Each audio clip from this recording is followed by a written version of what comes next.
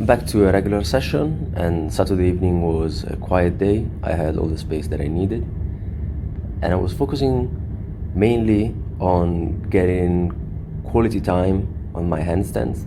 I noticed that I do not have a perfectly vertical position, and watching videos online, it seems like this is mostly due to lack of engagement in the shoulders and possibly the upper back.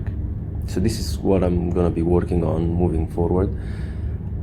I went into handstands after a few weighted box jumps, and what I was really focusing on was trying to push into the ground, but I still see that shoulders could contract more and therefore pull me into a more vertical stance. Now this is good compared to the previous days, so I believe with some more awareness to this, I should be able to improve it pretty rapidly. I believe I got about 40 seconds on this one, so timing was good. I don't really need to stay up as long if my form isn't great, so definitely form comes first. And after this, I went into the deadlift, pushed up to 150 kilos.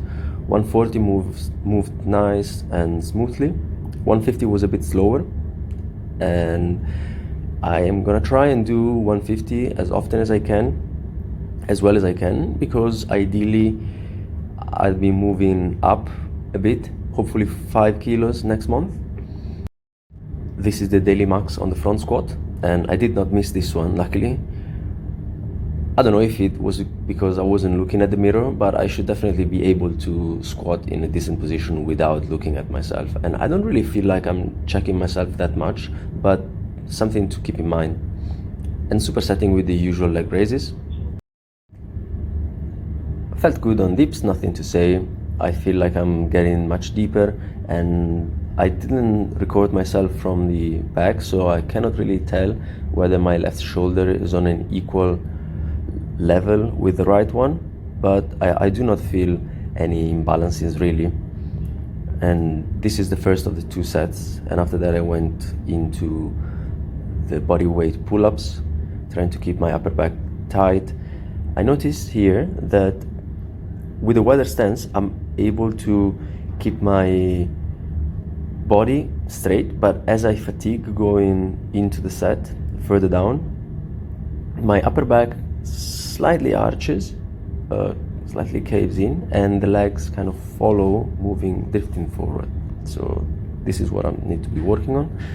These are the Nordic curls, and I think I overdid these a bit. Definitely, actually. This is the second rep, and thinking about the day before, I went for a third one and I really pushed this one. I think that was not a smart decision. I was lucky that I didn't pull anything, but it felt like a big strain, and I should not really be going for these maximal efforts if I am to do Nordic curls daily. So I believe I'll settle for a couple of reps, and I'll be doing them until I feel like I can comfortably, let's say, go for 3 reps without going maximal load. These are the 5 reps with 8 kilos on the pull-up. I might be going up in weight in a few weeks and go for maybe 3 reps each day. Going up in weight on pull-ups isn't exactly one of my immediate goals, so we will see about that. And this was a bit of a dumb experiment, mostly dictated by laziness, as I am supersetting the hyperextensions with bicep curls.